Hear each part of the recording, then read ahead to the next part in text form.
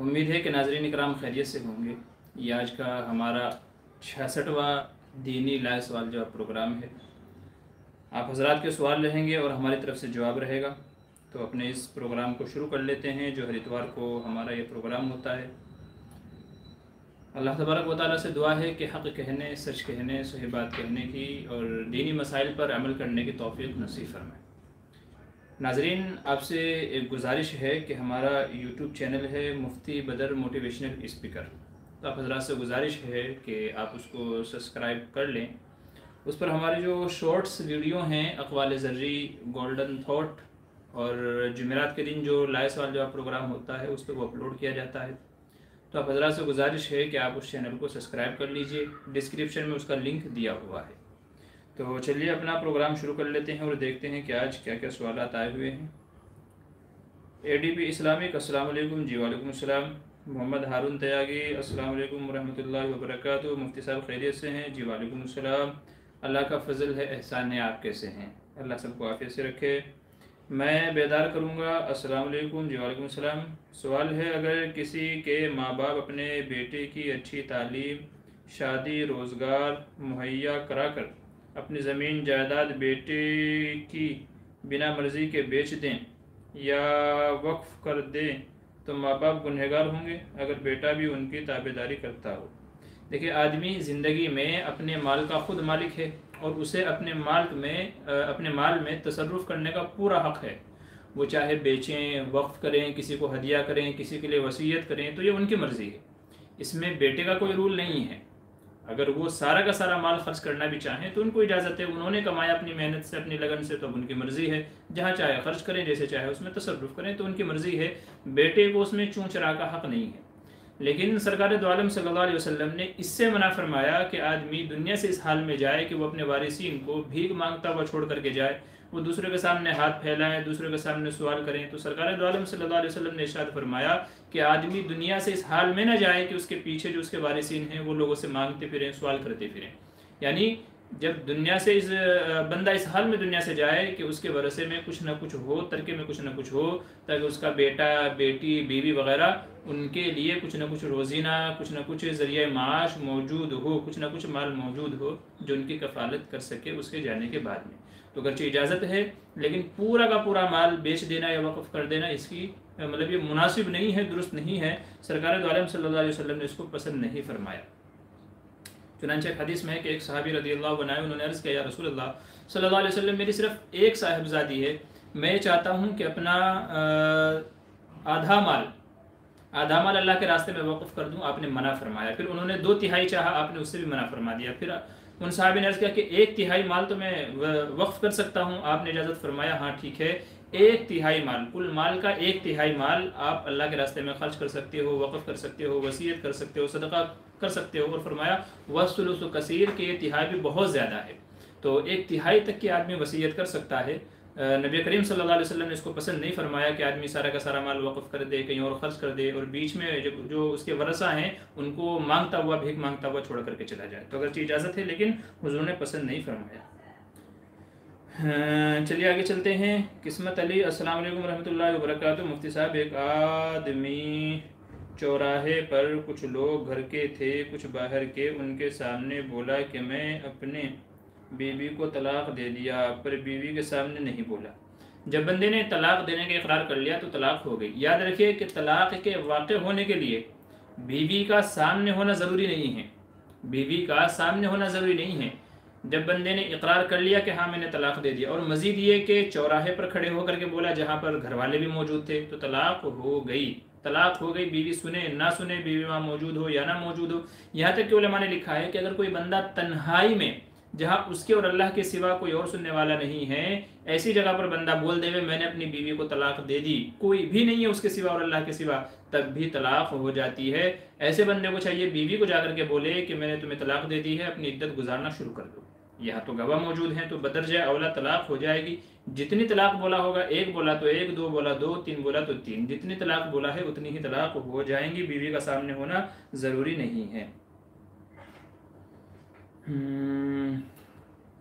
आगे लिखें, बीवी घर नहीं छोड़ना चाहती है। देखिए, उससे कोई फ़र्क नहीं पड़ेगा, बीवी छोड़ना चाहती है या नहीं छोड़ना चाहती है। जब शौहर ने तलाक़ दे दी है तो इद्दत गुजारने के बाद में, इद्दत तो वहीं गुजारेगी, लेकिन इद्दत गुजारने के बाद में या तो वो किसी दूसरे से शादी करे या अपने बाप के घर जाए या भाई के घर जाए, मतलब कोई भी औरत अपना इंतज़ाम करे, वो उसकी मर्ज़ी है। हालांकि इस चीज़ को भी पसंद नहीं किया गया है उलमा ने कि बंदा बीवी को तलाक दे करके बेसहारा छोड़ दे, ज़ाहिर है वो अब कहाँ जाएगी।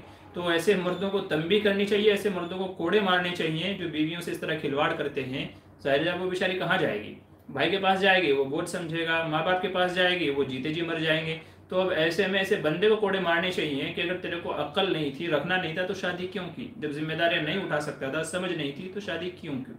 तो इसलिए ये मुनासिब नहीं है। लेकिन जब तलाक दे दी है तो निकाह ख़त्म हो गया है। अब उसी घर में चूँकि तलाक के बाद इद्दत मुकम्मल होने के बाद वो गैर महरम हो जाएंगे एक दूसरे के लिए, तो अब उन दो गैर महरमों का एक घर में रहना ये जायज़ नहीं होगा बल्कि हराम कहलाएगा। तब औरत अपना कोई दूसरा इंतज़ाम करे, दूसरी जगह शादी करे, माँ बाप के घर जाए, भाई के घर जाए, कहीं भी जाए। मोहम्मद खलील खान अस्सलाम वालेकुम। जी वालेकुम अस्सलाम। क्या असर की नमाज के बाद शुक्राने की नमाज़ पढ़ सकते हैं? नफल नमाज़ पढ़ना मना है, क़ज़ा नमाज़ पढ़ सकते हैं। तो नफल नमाज कोई भी हो, चाहे शुक्राने की हो चाहे कोई भी हो, नफल नमाज़ पढ़ना मना है। क्या ईशा के फ़र्ज़ के बाद ही नमाज तहज्जुद का वक्त शुरू होता है? जी हाँ, ईशा की नमाज के बाद ही तहज्जुद का वक्त शुरू होता है, ईशा से पहले तहज्जुद पढ़ना दुरुस्त नहीं है। खलील खान कह रहे रेड बुल पीना कैसा है? भाई इस पर दो वीडियो अपलोड कर रखी है मैंने, उनको देख लीजिएगा ज़रा, ठीक है। खलील खान कह रहे गैर मुस्लिम के यहाँ खाना खाना कैसा है? अगर पता है कि उसका हलाल कारोबार है, हलाल कमाई है, खाना पाक साफ़ है, बर्तन पाक साफ़ है, तो फिर खाया पिया जा सकता है। अगर शेख मुस्लिम की तबीयत कभी इस चीज़ को नहीं चाहेगी कि वो किसी गैर के यहाँ खाना खाए, लेकिन अगर इत्मीनान है, वो बंदा उसका कारोबार हलाल है, बर्तन भी पाक साफ़ रहता है, ऐसा नहीं कि उन्हीं बर्तनों में शराब पीता है और उन्हीं बर्तनों में किसी को खाना खिलाता है, तो अगर साफ़ सफाई का पाकी का यकीन है तो खाया जा सकता है। मोहम्मद इसहाक अहमद, आपका नंबर मिला ही नहीं मुफ्ती साहब। भाई मैंने कहा था एक हमारे ज्वाइन बटन पे क्लिक कीजिए, उसमें बम्पर ऑफ़र है, वहाँ आपको मिल जाएगा, ठीक है।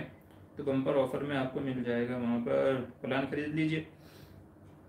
अली अकबर कह रहे हैं मुफ्ती साहब एक आम आदमी को कैसे पता चलेगा कि हम जो हदीस पढ़े उसका मतलब कुछ और है? उसको चाहिए कि मोतबर उलमा दीन से पता करे, जी हमने ये हदीस सुनी है, इसका मतलब क्या है। या तो अगर ख़ुद उर्दू पढ़ना लिखना जानता है या अरबी लिखना पढ़ना जानता है तो खुद शुराह हदीस ने हदीसों का मतलब बयान किए हैं, हदीस की किताबों की तशरीहात की हैं, बेशुमार अहादीस की है। मुल्ला अली क़ारी रहमतुल्लाह अलैह की है, हफ़ीज़ इब्न हजर अस्क़लानी रहमतुल्लाह अलैह की है, और असर हाजिर में कह लीजिए मुफ्ती सैयद अहमद साहब पालनपुरी की है, शेखुल हदीस मौलाना मोहम्मद आकिल साहब की है। बेशुमार लोगों ने अहादीस की तशरीह के सिलसिले में किताबें लिखी हैं, तो आप उनका मताला कीजिए, उनके अंदर वो हदीस है तो देखिए कि उस सिलसिले में उसका क्या मतलब बयान किया है इन उलमा ने। और अगर आपको पढ़ना नहीं आता है तो किसी मोतबर आलिम दीन को फ़ोन लगा करके पूछें, जी मैंने ये हदीस सुनी थी, इसका क्या मतलब है, तो इंशाअल्लाह वो आपको बता देंगे। फ़रहत परवीन अस्सलाम वालेकुम। वालेकुम सलाम जी। क्या मुस्लिम अगर बग़ैर अकीदे के हिंदू गॉड का नाम ले ले तो क्या कुफ्र होगा? जैसे हिंदू भगवान बग़ैर अकीदे के नाम मुंह से निकाल दे तो क्या कुफ्र लग जाएगा, निकाह टूट जाएगा? प्लीज़ रहनुमाई करें। ज़रूरत ही क्या है, सवाल ये है, मुंह से बग़ैर किसी इरादे के निकालने की ज़रूरत ही क्या है? अगर दिल के अंदर कुफ्र का अकीदा नहीं था या उनके देवी देवताओं को जिसकी आप बात कर रहे हैं उसके सही और बरहक होने का यकीन नहीं था, आदमी मुसलमान ही था, बस ऐसे ही ज़ुबान से निकाल दिया या निकल गया, तब कुफ्र का हुक्म नहीं होगा। लेकिन इन चीज़ों से बचना चाहिए। मुबादा शैतान पता नहीं कब दिल की हालत बदल ले और दिल की कैफियत बदल ले और कब बंदे का ईमान ख़तरे में आ जाए, तो इसलिए ये अमल नहीं करना चाहिए। खामखाएँ बस ऐसे ही फोगट में कभी अगर ईमान हाथ से निकल गया तो आप क्या करेंगे? ऐसे ही बस लोगों को पता नहीं क्या चढ़ी हुई होती है, पता नहीं लोग क्या सोच के इस तरह की उल्टी सीधी हरकतें करने लगते हैं। अल्लाह के बंदो, अल्लाह ने ईमान से नवाजा है, ईमान की दौलत से नवाजा है, इतनी बड़ी कीमती नेमत है, हमारे पास दौलत है, तो काहे को उधर जाने के, उधर भटकने का? तो क्या ज़रूरत है उस चीज़ की कि ज़ुबान से निकाल दिया बस ऐसे ही क्या कुछ क्या बोलूँ अभी इसके ऊपर। बहरहाल मसला ये है कि अगर दिल ईमान के ऊपर था, मुतमईन था, दिल से नहीं बोला है, बस ऐसे ही ज़ुबान से निकाल दिया है, तो अगरचे बोलना नहीं चाहिए था, लेकिन कुफ्र का हुक्म बहरहाल नहीं लगेगा। ऐसे बंदे को चाहिए कि इस अमल पर अल्लाह से तौबा व इस्तिग़फ़ार करे और आइंदा कभी ना करने का पुख्ता अहद करे और अज़्म मुसम्मम करे। ADP इस्लामी के एक निकाह काजी साहब पढ़ाने आए थे जिसमें लड़की का नाम सियाना था और काजी साहब इजाब कबूल के वक्त सियाहना बोल दिए थे। क्या निकाह में कोई दिक्कत होगी मुफ्ती साहब? देखिए, सियाहना और सियाना में कोई ज़्यादा फ़र्क नहीं है, ठीक है, कोई ज़्यादा फ़र्क नहीं है, तो मेरे ख़्याल से तो निकाह हो जाएगा। और अगर लड़की भी मजलिस निकाह में मौजूद थी, काजी साहब जब निकाह पढ़ा रहे थे उसी जगह पे लड़की भी मौजूद थी, काजी साहब ने लड़के से भी कबूल कराया, लड़की से भी कबूल कराया, लड़की भी वहीं मौजूद थी। तो अगर लड़की मजलिस निकाह में मौजूद थी तो फिर तो अगर गलत भी नाम बोल दिया गया तब भी निकाह हो जाएगा। और अगर लड़की मौजूद नहीं थी, लड़की कहीं और थी, मजलिस निकाह कहीं और थी, तो अगर नाम बिल्कुल बदल गया है, बिल्कुल बदल गया, मिसाल के तौर पर किसी का नाम तस्लीमा है, उसका नाम नसरीन ले दिया गया, किसी का नाम नसरीन है उसका नाम फातिमा ले दिया गया, किसी का नाम फातिमा था उसका नाम आयशा लिया गया, तो अगर नाम बिल्कुल बदल गया है तब तो निकाह नहीं होगा। लेकिन नाम वही है, बस एक आध अल्फाज का इजाफा हुआ है और वो कभी कभी हो जाता है, तलफ़ुज़ सही से अदा नहीं होता, तलफ़ुज़ सही से अदा नहीं होता। जैसे आपने बताया सियाना और सियाहना, तो कोई ज़्यादा फ़र्क नहीं है इसमें, तो ये है कि निकाह हो जाएगा। ठीक है, आगे चलिए। नाथ चैनल, अस्सलाम वालेकुम हज़रत मुफ्ती साहब दामत बरकातुहुम लालिया, आपकी एज में अल्लाह बरकत अता फरमाए। जी शुक्रिया, जज़ाकल्लाह, आपकी ज़िंदगी में बरकत अता फरमाए। मैं मुफ्ती मुनीर अखुन क्या मुरीद देख रहा हूँ, बहुत खुशी। अच्छा जी, शुक्रिया, अल्लाह आपकी तमाम दुआ को कबूल फरमाए, अल्लाह आपके जान माल में उम्र में बरकत अता फरमाए। जी बहुत बहुत शुक्रिया, जज़ाकल्लाह। जो है अल्लाह आपके दीन और दुनिया के तमाम मसाइल को आसान फरमाए और हल फरमाए। आगे चलिए। फैसल उस्मानी है, मसला ये है कि अगर इकामत को एक सांस या दो सांस में पढ़े तो क्या इकामत सही हो जाएगी? जी हाँ, इकामत सही हो जाएगी। आप इकामत को एक सांस में पढ़े या दो सांस में पढ़े, बेहतर तो ये है कि जो अल्फाज हैं उनको एक सांस में करें, जैसे अल्लाहु अकबर अल्लाहु अकबर अल्लाहु अकबर अल्लाहु अकबर, अशहदु अल्ला इलाहा इल्लल्लाह अशहदु अल्ला इलाहा इल्लल्लाह, तो ये दो दो कलिमे एक सांस में कहे।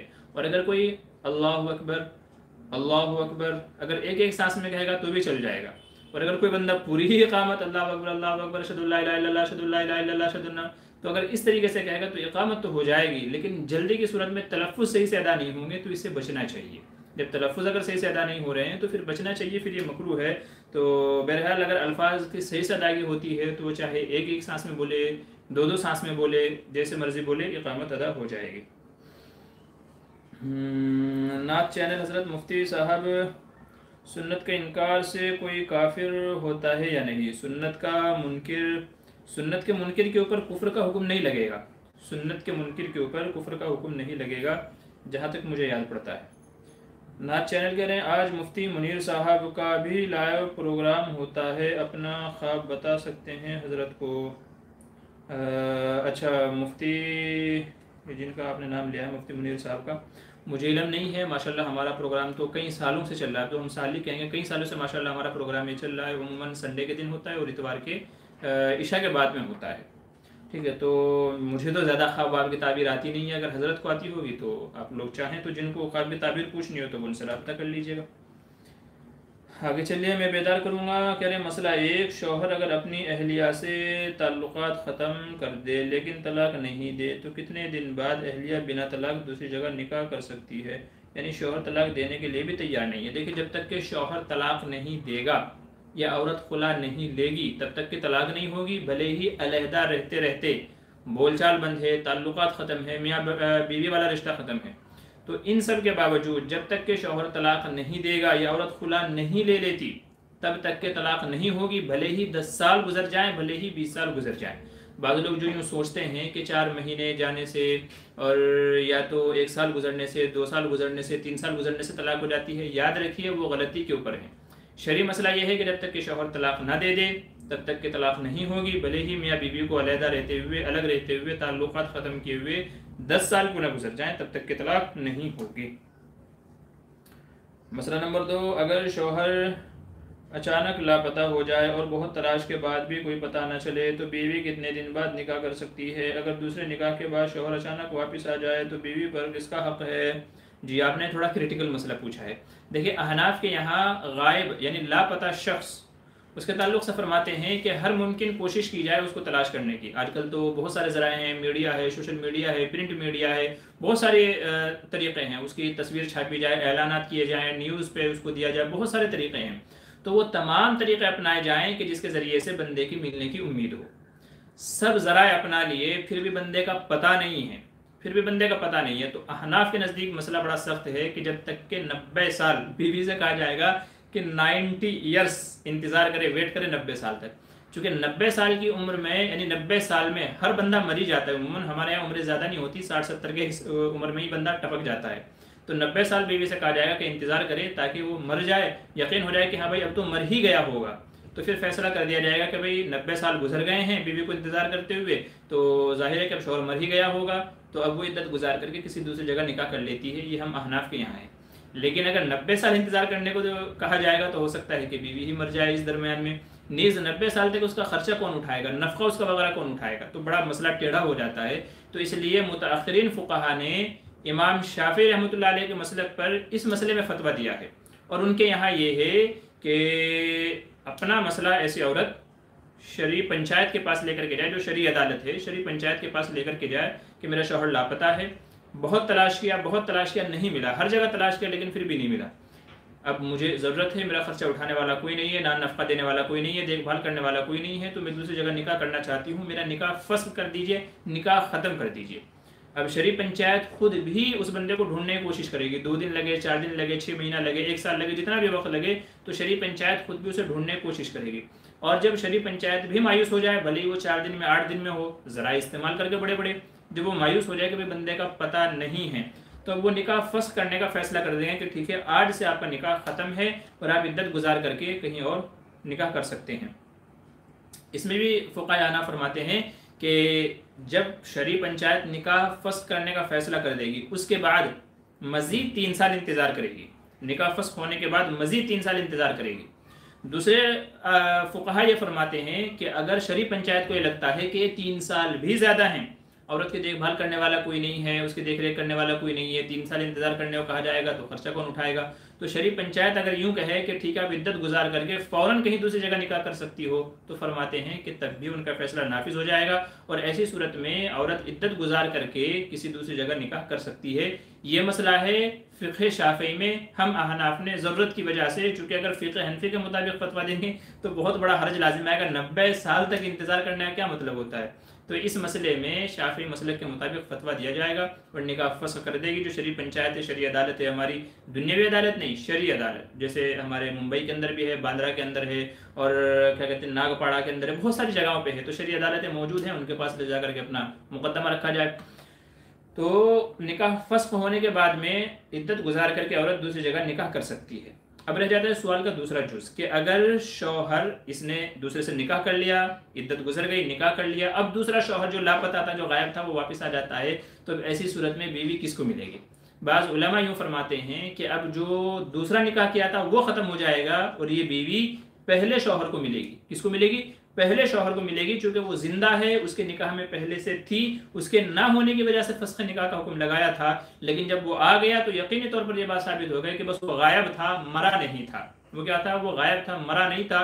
तो इसलिए फ़ुक़हा फरमाते हैं कि पहले वाले बंदे को उनका निकाह तोड़वा दिया जाएगा, दूसरी शादी, और ये बीवी पहले बंदे को मिलेगी। और बाज़ उलमा इसका उल्टा फरमाते हैं कि नहीं, उसका निकाह फ़स्ख़ हो गया तो फ़स्ख़ हो गया और अब ये दूसरे ही के पास रहेगी। बाज़ उलमा यूँ फरमाते हैं, लेकिन राजिह कौल पहला वाला है कि पहले वाले के निकाह में रहेगी। ये मसला है। नात चैनल, अल्लाह आपको सलामत रखे, जी शुक्रिया, जज़ाकल्लाह। अल्लाह आपको तंदुरुस्ती अता फरमाए, जी शुक्रिया, जज़ाकल्लाह। हज़रत अल्लाह आपकी तमाम ज़रूरतें पूरी फरमाए, शुक्रिया, जज़ाकल्लाह। अल्लाह आपके इल्म अमल में बरकत अता फरमाए, बहुत बहुत शुक्रिया, जज़ाकल्लाह। अल्लाह आपकी मोहब्बतों को, हुस्न ज़न को ऐसे ही कायम दायम रखे। अल्लाह आपकी दुनिया व आखिरत के तमाम मसाइल को हल फरमाए। शुज़ैन खान, अस्सलाम वालेकुम। जी वालेकुम सलाम। क्या कह रहे हैं? वालिद की इनकम हराम हो तो क्या करें, खाना जायज़ है या नहीं?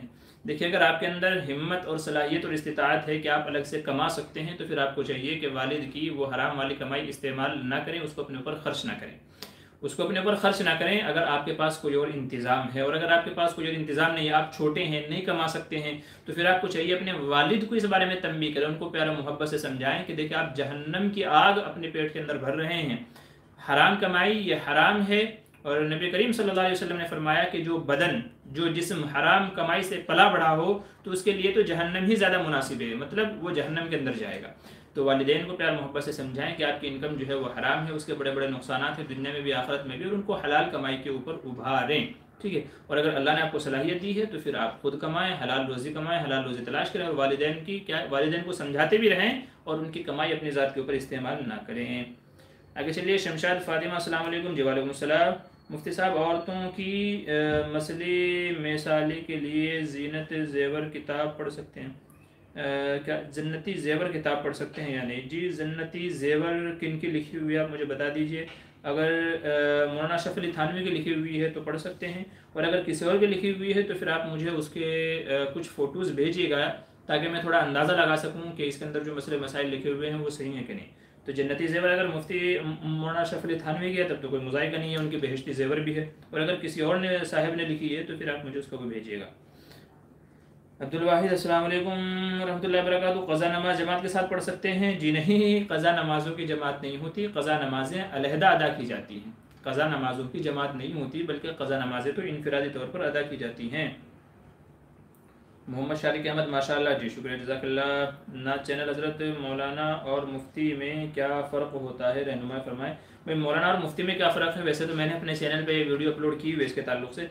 देखिए, मौलाना एक लिमिटेड है, मतलब वो, हालांकि जो मुफ्ती होगा वो मौलाना तो ज़रूर होगा, जो मुफ्ती होगा वो मौलाना तो ज़रूर होगा, लेकिन हर मौलाना मुफ्ती नहीं होता, बल्कि मौलाना बनने के बाद मज़ीद 2 साल आपको लगाने पड़ते हैं, जिसमें आपको मसले मसाइल में महारत बताई जाती है कि अगर आपके सामने कोई मसला पेश आता है तो उसको आप कैसे हल करेंगे, हालात हाजरा में किस किस तरह के मसाइल चल रहे हैं। तो मसाइल में आपको मज़ीद महारत सिखाई जाती है, मसलों को हल करना आपको सिखाया जाता है, और कह लीजिए हालात हाजरा के जो मसाइल पेश आते हैं उनको किस एतबार से आपको हैंडल करना है, क्या क्या पूछना होता है, किन किन चीज़ों पर गौर व फिक्र करना होता है। फिर उसके बाद आपको फतवा देने का हक़ होता है।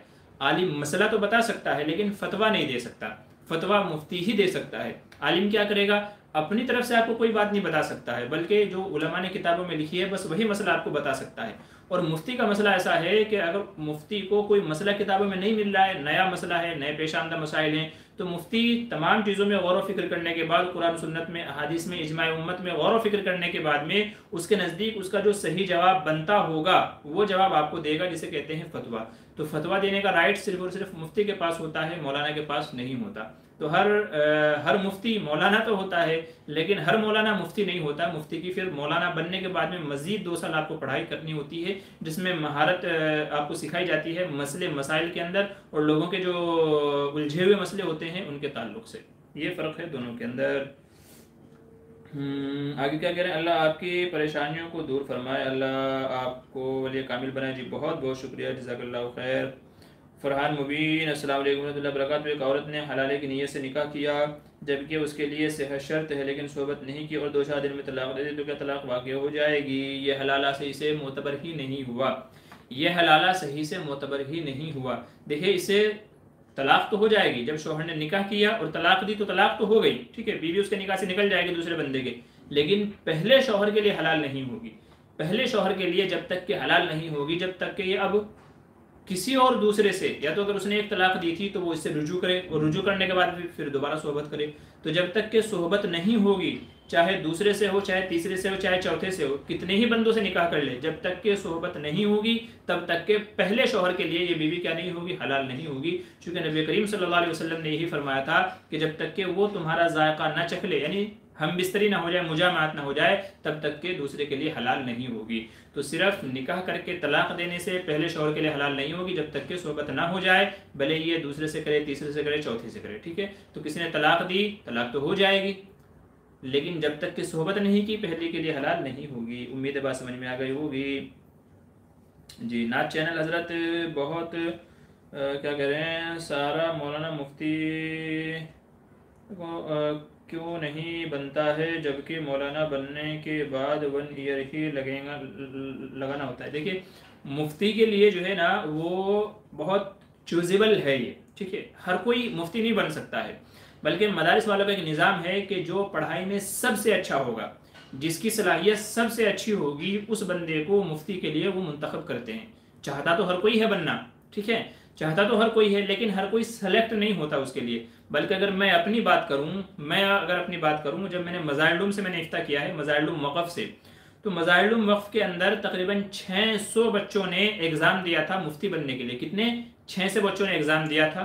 उन 600 बच्चों में से पहले सिर्फ 40 बच्चे सेलेक्ट किए गए, 40 बच्चे सेलेक्ट किए गए पहले पीरियड में।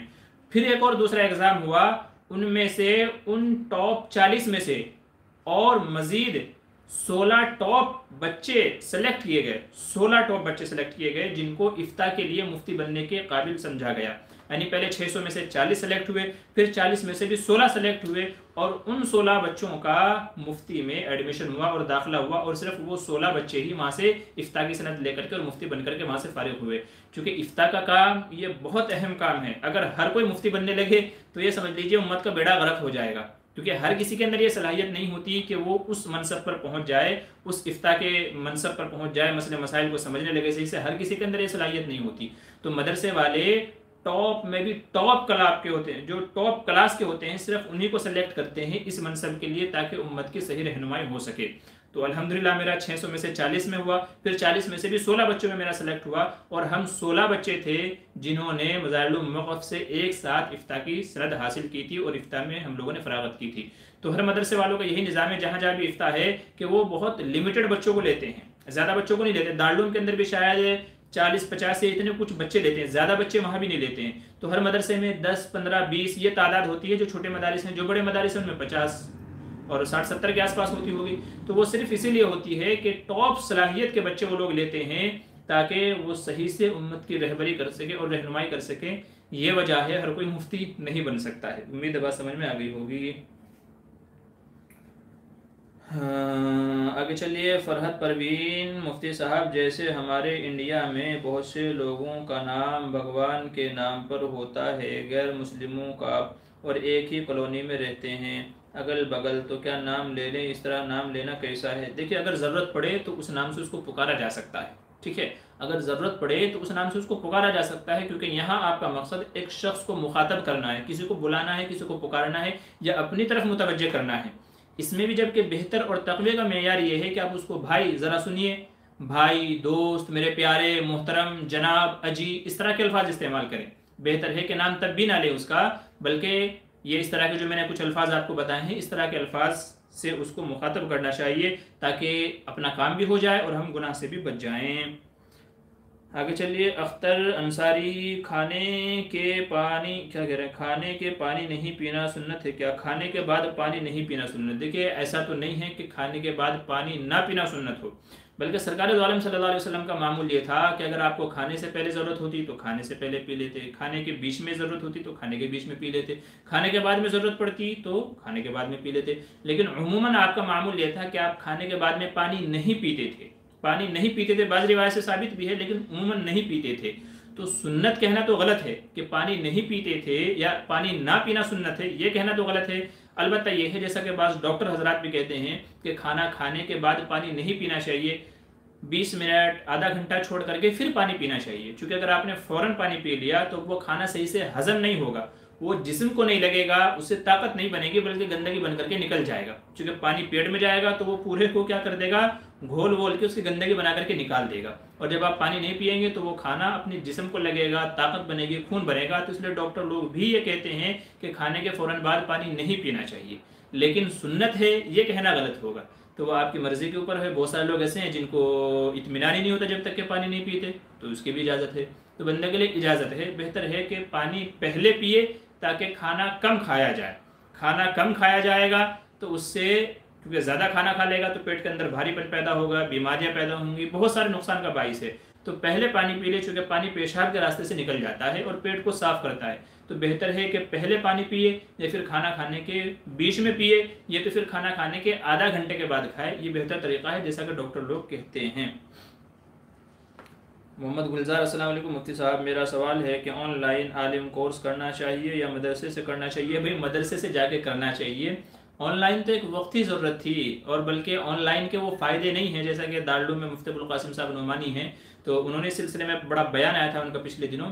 हालांकि मेरी एक वीडियो है कि ऑनलाइन तालीम हासिल करनी चाहिए कि नहीं, अगर आप उसको देखेंगे इंशाल्लाह तो मैंने बहुत अच्छे तरीके से समझाया है। वहाँ पर ऑनलाइन तालीम के फ़ायदे क्या हैं वो भी बताए हैं और नुकसान क्या हैं वो भी मैंने बताए हैं। तो आप जा करके देख लीजिएगा, हमारे वीडियो में, हमारे यूट्यूब चैनल पर आपको मिल जाएगी, तो तमाम तफसीलात वहाँ आपको मिल जाएगी। लेकिन मेरा मशवरा यही है आपको कि ऑनलाइन नहीं पढ़िएगा भैया, बल्कि किसी मदरसे में जा करके, चूँकि उस्ताद के सामने बैठ करके, उसके रूबरू बैठ करके, उसका जो फैज़, उसकी जो बरकत, उसका जो समझाना, वो जो नूरानियत आपको हासिल होगी वो ऑनलाइन में आपको हासिल नहीं होगी। इल्म की जो कदर आपके दिल में, जो वक़्त उस्ताज़ों की, जो बरकत आपकी उस्ताद के सामने बैठ करके होगी, वो ऑनलाइन में नहीं होगी।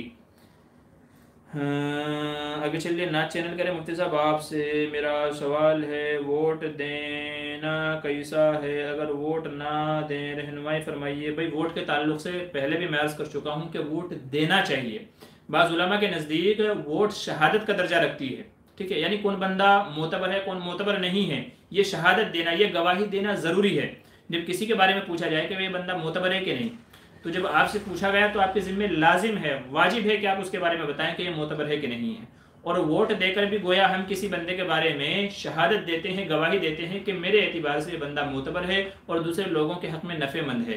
तो इसलिए बाज़ उलमा यूँ फरमाते हैं कि वोट शहादत का दर्जा रखती है, इसलिए वोट का हुक्म, वाजिब का हुक्म है कि वोट देना चाहिए। और अगर आप वोट नहीं देंगे तो आज के ज़माने में उसका नुकसान ये है कि जालिम लोग हुकूमत में आ जाएंगे, बरसरे इख्तिदार आ जाएंगे, वोट खरीद करके, वोटों में धांधली करके और दूसरे चक्कर चला करके जो जालिम लोग हैं, जो मुल्क की लुटिया डबो रहे हैं, जैसा कि मैं और आज आप देख रहे हैं, ठीक है, कि मुल्क किन के हाथों में है और मुल्क किस तरफ जा रहा है और मुल्क की दिशा क्या है और किस तरह गरीबी पे गरीबी चढ़ती जा रही है, आम आदमी कैसे भूख से मर रहा है, महंगाई से मर रहा है, ये मैं और आप देख रहे हैं। क्यों? क्योंकि जुहला के हाथों में है, जालिमों के हाथों में मुल्क है। तो अगर आप वोट नहीं देंगे तो उसका नुकसान ये होगा कि गलत लोग गलत बंदे को वोट दे करके हुकूमत में ले आएंगे और फिर आपका बस नहीं चलेगा, फिर आपको भी जुल्म की चक्की में, महंगाई की चक्की में पिसना पड़ेगा। इसलिए बेहतर है कि अपने वोट को सही इस्तेमाल करें, सही बंदे को वोट दें जो आपके हक में, उम्मत के हक में नफ़ेमंद हो, और ऐसे बंदे को जिता करके लेकर के आएँ ताकि कल को आपकी परेशानियों में वो आपके साथ खड़ा हो, वो आपके हक में बोलने वाला हो, वो सच का साथ देने वाला, इंसाफ करने वाला हो। तो इसलिए बाज़ उलमा फरमाते हैं कि वोट वाजिब का दर्जा रखता है, तो ज़रूर देना चाहिए। और हम भाइयों ने ये इरादा किया है कि इंशाल्लाह इस बार जब भी वोटिंग आएगी तो हम लोग यहाँ से स्पेशल मुंबई से, भले यहाँ से 3000 का एक तरफ का खर्चा आता है, अगर एसी से जाते हैं तो 3000 का एक तरफ से खर्चा आता है, लेकिन हम इंशाल्लाह वोट डालने ज़रूर जाएंगे ताकि हमारा वोट सही लोगों तक पहुँचे। ये हमने खुद ने इरादा किया है। क्या है, पैसा बाद में कमा लेंगे, लेकिन अगर गलत बंदा जीत गया तो याद रखें आपको 5 साल तक उसको भुगतना पड़ेगा और 5 साल तक आपको महंगाई में, जुल्म की चक्की में पिसना पड़ेगा। तो इसलिए भले ही खर्चा हो आपका 1 दिन 2 दिन 4 दिन, ये 4 दिन अगर आपने सही इस्तेमाल कर लिए तो 5 साल तक आप नहीं रोएंगे, और अगर आपने आज पैसे का मुंह देखा, 4 दिन की कुर्बानी नहीं दी आपने, तो फिर 5 साल तक आपको रोना पड़ेगा। फैसला आपके हाथ में है कि आपको क्या फैसला करना है। हो चलिए आगे चलिए। शमशाद फातिमा, मेरी रिश्ते के लिए दुआ करें प्लीज़, मेरी अम्मी अब्बू बहुत परेशान हैं। जी, परेशान होने की कोई ज़रूरत नहीं है, अल्लाह ने हर एक का जोड़ा लिखा है। वो कहते हैं देर आयत दुरुस्त आयत, कि जो देर से मिलता है वो अच्छा मिलता है, ठीक है। बाकी मेरी एक वीडियो है कि जल्दी निकाह होने का वजीफ़ा रिश्ता, तो उसमें मैंने ख़ास वजीफ़ा बताया है जो हमारी वालदा का तजुर्बा है, ठीक है। मैंने अपनी वालदा से पूछा था कि ये हमारे रिश्ते होने में क्या बरकत रही है, तो हमारी वालदा ने बताया था कि ये ख़ास वजीफ़ा में पढ़ा करती थी, तो इस रिश्ते की बरकत से अल्लाह ने तुम्हारे सबकी ब्याह शादी जल्दी जल्दी कर दी है और सबके बाफियत हो गए अल्हम्दुलिल्लाह। हमको किसी को भी परेशान नहीं होना पड़ा, ना भाइयों को ना बहनों को। तो मेरी वालदा ने वो मुझे वजीफ़ा बताया था, वो मैंने लोगों के फ़ायदे के लिए अपने चैनल पर अपलोड किया हुआ है। अगर आपको नहीं मिलता है तो आप मुझे बाद में मैसेज कीजिएगा, व्हाट्सएप पे, फेसबुक वगैरह पे, इंशाल्लाह मैं आपको उसका लिंक भेज दूंगा, तो आप भी वो वजीफ़ा कीजिए। उम्मीद है कि इंशाल्लाह आपका भी मसला उससे हल हो जाएगा। बाकी तो सब अल्लाह के हाथ में है, लेकिन अल्लाह ज़रिया बनाता है, तो परेशान होने की ज़रूरत नहीं है, इंशाल्लाह अल्लाह आपके भी इंतजाम फरमा देगा। आगे चलिए। मैं बेदार करूँगा, निकाह से खुला लेना क्या है? निकाह से खुला लेने का मतलब ये है शौहर नहीं छोड़ना चाहता, बीवी नहीं रहना चाहती, शौहर छोड़ना नहीं चाहता, बीवी रहना नहीं चाहती, तो बीवी मुतालबा करती है कि मैं आपको महर माफ़ कर दूंगी, ठीक है, या जो मेरा जेवर वगैरह है वो आपको दे दूंगी, या मैं आपको 50,000 लाख रुपए दूंगी, उसके बदले आप मुझे छोड़ दें। तो माल का लालच दे करके शौहर से तलाक लेना, शौहर से छुटकारा हासिल करना, इसको खुला कहते हैं। तो शौहर राजी हो जाएगा, मान जाएगा लालच में और तलाक दे देगा तो खुला हो गई, इसका नाम खुला है। नाज चैनल के नजर आपसे गुजारिश है, लास्ट पर तमाम नौजवानों को नसीहत करें। अच्छा जी, इंशाल्लाह ज़रूर। फरहत परवीन, कुफ्र के वसवसे बहुत आते हैं, मैं क्या करूं? जी, इस सिलसिले में, ठीक है, रब्बी अऊज़ु बिका मिन हमज़ातिश शयातीन व अऊज़ु बिका रब्बी अन यहज़ुरून, आप ये दुआ पढ़ लीजिए जो मैंने भी आपको बताई है। अगर आप इसको गूगल पे सर्च करेंगे तो इंशाल्लाह आपको मिल जाएगी, ठीक है। ये बाद में मुझे मैसेज कीजिएगा, मैं आपको भेज दूंगा। रब्बी अऊज़ु बिका मिन हमज़ाति शयातीन व अऊज़ु बिका रब्बी अन याहज़ुरून, जिसको गलत ख्यालात आते हैं, वसवसे आते हैं, शैतान परेशान करता है, ठीक है, जहन में उलझने हैं, टेंशन है, परेशानियां हैं, तो वो इस वजीफे को ज़्यादा से ज़्यादा पढ़े, यानी रोज़ाना कम से कम 100 मरतबा पढ़ने का मामूल बना ले। इंशाल्लाह बहुत जल्दी जहन पुरसुकून हो जाएगा, मुतमईन हो जाएगा और सारे वसवसों से छुटकारा मिल जाएगा। आगे चलिए, अली अकबर करें मुफ्ती साहब, हमें कैसे पता चलेगा कि हमें जो हदीस पढ़ रहे हैं उसका कुछ और मतलब है? मैंने बता दिया भाई। अफ़ू शाज कह रहे हैं ईमान पर ख़ात्मे के लिए दुआ करें। जी अल्लाह ताला हम सभी का, हम सब इसके मोहताज हैं कि अल्लाह ताला हम सब का ईमान पर ख़ात्मा फरमाए। कुरान करीम में कहा गया वला तमूतुन्ना इल्ला व अंतुम मुस्लिमून, कि तुम्हारी मौत हरगिज़ ना आए मगर इस हाल में कि तुम मुसलमान हो। तो अल्लाह हम सब का ईमान पर ख़ात्मा फरमाए। चूँकि जन्नत में जाने की सबसे बड़ी चाबी यही है कि जिसका ईमान पर ख़ात्मा हुआ वो इंशाअल्लाह ज़रूर जन्नत में जाएगा। तो इसके लिए फ़िक्रमंद भी होना चाहिए और दुआ भी मांगनी चाहिए। तवफ़नी मुस्लिमों व अलहिक़नी बिस्सालिहीन, ये कुरान करीम में दुआ सिखाई गई है, नबी की दुआ है कि तवफ़नी मुस्लिमा, मेरी वफ़ात हो इस हालत में कि मैं मुसलमान हूँ, व अलहिक़नी बिस्सालिहीन, और मुझे नेक लोगों में शामिल फरमा दे। तो तवफ़नी मुस्लिमों व अलहिक़नी बिस्सालिहीन, नमाज़ों में ये दुआ मांगे, इंशाअल्लाह ईमान पर ख़ातिमा होगा। ये ईमान पर ख़ात्मे की दुआ है, बहुत अच्छी दुआ है, ख़ुद भी पढ़ें, दूसरों को भी शेयर करें। आगे चलिए, जीनत सैयद, एक औरत ने 7 साल से पैसे वापस नहीं कर रही है, 2019 में उम्रा करके आई है, क्या करूं? जी, तो बस इस सिलसिले में तो यही है, अल्लाह से दुआएं खैर करते रहें और अल्लाह से मांगते रहें कि अल्लाह किसी तरीके से उसका दिल वापस उसका दिल नरम कर दे, उसका दिल नरम कर दे। बाकी हमारी जो वज़ाइफ की वीडियो है, आप प्ले लिस्ट में जाइएगा, उसमें कर्ज़ वापस किसी से अगर हमको लेना है तो क्या हमको पढ़ना है, मैंने वहाँ वजीफ़ा बताया हुआ है, वो वजीफ़ा आप करिए इंशाअल्लाह। उम्मीद है कि अल्लाह उस वजीफ़े की बरकत से सामने वाले का दिल नरम फरमा देंगे और आपके पैसे निकल जाएंगे। नाथ चैनल का अल्लाह आपकी जवानी की हिफाजत फरमाए, आपका माल जान में बरकत अता फरमाए। जी बहुत बहुत शुक्र, जज़ाकल्लाह। आप दुआ दे रहे हैं, मुझे बड़ा अच्छा लग रहा है, आप माशाल्लाह इतनी अच्छी अच्छी दुआ दे रहे हैं, अल्लाह आपकी हर दुआ को कबूल फरमाए। शमशाद फातिमा कह रहे हैं कौन सी किताब बेस्ट है औरतों के लिए? जी, मिसाली औरत भी है, मिसाली दुल्हन भी है, और इसके अलावा आप बहश्ती ज़ेवर पढ़ लीजिए, उसमें औरतों के हर एतबार से मसले मसाइल भी बयान किए गए हैं। तो ये किताबें हैं और इंशाल्लाह बाद में मैं देख करके सजेस्ट कर दूंगा आपको ये 3 किताबें, बहश्ती ज़ेवर, मिसाली औरत और औरतों के हुकूक भी हैं, और इस तरह की कई सारी किताब हैं, ठीक है। तो आप उनको पढ़ लीजिए इंशाल्लाह, मसले उससे आपको तमाम चीज़ें मालूम पड़ जाएंगी। शुज़ीन खान कह रहे हैं घर में दीनी माहौल कैसे बनाएं? उसके लिए सबसे पहले आपको खुद दीन पर आना होगा। अगर आप चाहते हैं मेरे घर में दीन का माहौल हो, तो सबसे पहले आप खुद दीन के पाबंद हो जाएं, पर्दे का माहौल पैदा करें, नमाज का माहौल पैदा करें, और ऐसे ही खुश अखलाक़ी, मिलनसारी, सच बोलना, ठीक है, बुरी आदतें छोड़ना, इन सब पर आप पहले खुद अमल करें, ठीक है। तो आप अपने किरदार से, अपने किरदार को आप खुद ऐसा बना लें कि आपको देख करके दूसरे लोग सबक हासिल करें, नसीहत हासिल करें, उनको बोलना ना पड़े, बल्कि आपकी देखा देखी वो लोग भी खुद ब खुद चेंज होना शुरू कर दें, कन्वर्ट होना शुरू कर दें। तो आपको चाहिए कि आप पहले अपनी इस्लाह करें। इंशाल्लाह आप अपनी इस्लाह कर लेंगे तो फिर आपको दूसरों को बोलने का हक भी है, और उम्मीद ये है कि दूसरों को बोलने की ज़रूरत नहीं पड़ेगी, बल्कि आपकी देखा देखी वो लोग भी इंशाल्लाह दीन पर आ जाएंगे। ये सबसे बेहतर और मुजर्रब तरीक़ा है अपने घर में दीनी माहौल पैदा करने का। मोइनुल इस्लाम अस्सलाम वालेकुम। जी वालेकुम अस्सलाम। एम एस हुसैन अस्सलाम वालेकुम। जी वालेकुम अस्सलाम। नमीरा अस्सलाम वालेकुम। जी वालेकुम अस्सलाम। मुफ्ती साहब दुआ की गुजारिश है, अल्लाह ताला की तमाम मुश्किलों को आसान फरमाए। नाज चैनल का अगर मुफ्ती साहब आप मुझे बताओ, मुफ्ती बनने के लिए नहू सर्फ में महारत होनी चाहिए या मसले मसाइल में महारत होनी चाहिए? भाई दोनों ही में मसले मतलब महारत ज़रूरी है, क्योंकि अगर आपको सर्फ और नहू में अगर महारत हासिल नहीं होगी तो आप अरबी की इबारत और मसले मसाइल सही से नहीं पढ़ सकेंगे एराब के साथ में, और अगर आप सही से एराब नहीं पढ़ सकेंगे, आप इबारत ही नहीं समझ पाएंगे, तो फिर आप मसला गलत निकालेंगे, ठीक है। आप मसला क्या करेंगे, गलत निकाल लेंगे, तो आप मसला सही से समझ ही नहीं पाएंगे। तो सर्फ और नहू ये क्या है? ये तो बेसिक चीज़ें जो आपको शुरू में ही पढ़ा दी जाती हैं, शुरुआती दौर में, पहले दूसरे तीसरे साल में, ठीक है। तो इनमें भी महारत होना ज़रूरी है ताकि आप सही से इबारत समझ सकें, और जब आप इबारत समझ जाएंगे तो इंशाअल्लाह मसला मसाइल भी समझना आपके लिए आसान हो जाएगा। तो दोनों में महारत होना ज़रूरी है, किसी एक से काम नहीं चलेगा। आगे चलिए, नाज चैनल का है मुफ्ती साहब जो लोग मुफ्ती में सेलेक्ट नहीं होता उनका कितना अफसोस होता होगा? ऐसा नहीं है, वो लोग अगले साल ट्राई करते हैं या किसी दूसरे मदरसे में ट्राई करते हैं, या तो फिर ये है कि वो लोग कहीं अपना मदरसे में मुदर्रिस बन जाते हैं, कहीं मस्जिद में इमामत करने लगते हैं, तो ये कोई अफसोस की बात नहीं है। अल्लाह ने जिसका जैसे निज़ाम बनाया हुआ है, ज़ाहिर है कि फैसले सब अल्लाह की तरफ से होते हैं। तो जिसको अल्लाह ने सेलेक्ट किया वो सेलेक्ट हो गया, जो नहीं सेलेक्ट हुआ वो अपना दूसरे कामकाज में लग जाता है, तो कोई उसकी बात नहीं है। अली अकबर कह रहे हैं, कारी साहब हदीस है कि जब अल्लाह अपने बंदों को जहन्नम से निकालेगा वो लोग कौन होंगे क्या? क्योंकि हदीस ये भी है कि नहीं सारे मुस्लिम के शफात करेंगे। भाई हुजूर सल्लल्लाहु अलैहि वसल्लम अपनी उम्मतियों के लिए सिफारिश तो करेंगे, और आप ही की सिफारिश की बुनियाद पर बाज़ उलमा फरमाते हैं कि नबी करीम सल्लल्लाहु अलैहि वसल्लम की सिफारिश कई तरह की होगी। एक सिफारिश वो होगी कि जिसकी वजह से लोगों का हिसाब व किताब शुरू होगा, वरना लोग परेशान होंगे।